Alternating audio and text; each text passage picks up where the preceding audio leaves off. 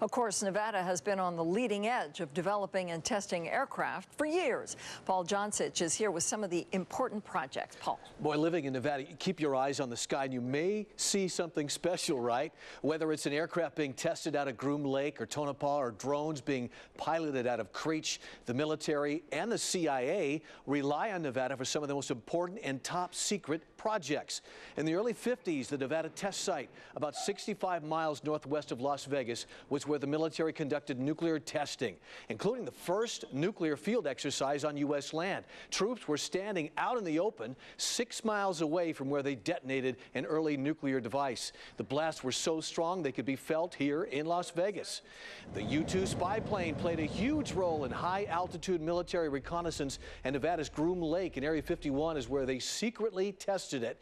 For a long time, the U-2 was such a secret, it was a CIA-controlled project. The U-2 was designed to fly at ultra-high altitude to avoid detection, and it flew around Nevada for quite a while before the public ever became aware of its existence.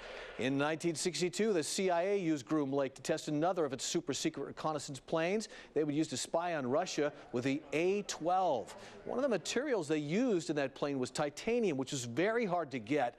But this was such a big project, the CIA actually set up dummy companies to secretly purchase titanium from the Soviet Union, and the Russians never had an inkling they were actually contributing to the creation of an airplane being used to spy on them.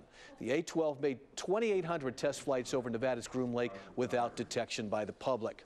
A couple years later, the SR-71 secretly flying around Nevada in Area 51. It was very unique. It could go so fast, it could outrace its threat. When a surface-to-air missile launch was detected, the aircraft was designed to simply accelerate and outfly the missile.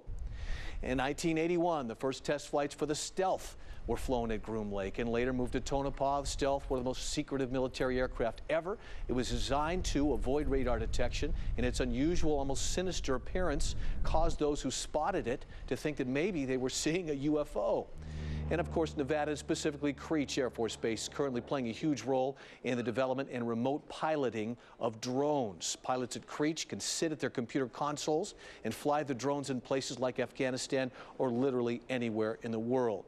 Of course, one of the reasons Nevada plays the role that it does because of our wide open spaces, and much of it is off limits to the public. Still, if you keep your eyes open, you might see something special, because over the years, many people have.